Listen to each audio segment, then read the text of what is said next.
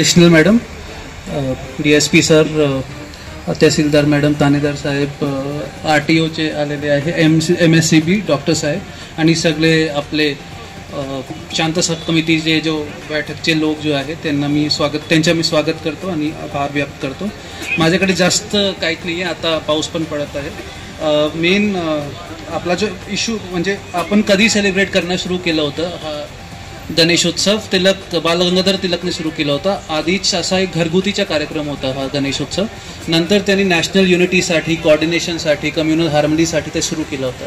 तर त्यांचं जे म्हणणं आहे कम्युनल हार्मनी आहे, त्यामुळे आपण सेलिब्रेट करत आहोत. ते त्यांच्या जो मेन मोटिव्ह आहे, मोटिव्ह कम्युनल हार्मनीचे आहे, ते आपल्याला करायचे आहे. ते आता मी फक्त 3-4 सूचना आहे माझ्याकडे.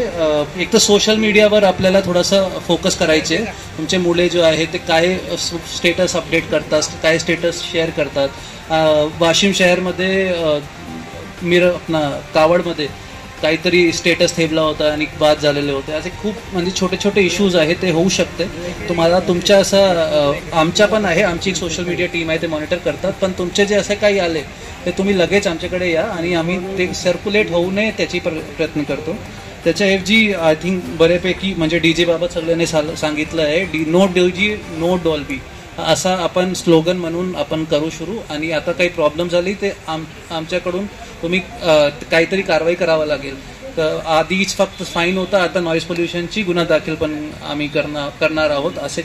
आणि मुंबई, पुणे असे मोठे शहरमध्ये पण DJ बंद असते, ते आपण तर करू शकते. म्हणजे त्यांनी स्वतःही गाणे गाऊन वागे घालून असं केलेलं आहे, ते आपण पण करू शकते. रिसोर्टमध्ये आम्ही बघितलंय पूर्ण त्यांची जो पार्श्वभूमी आहे ते खूप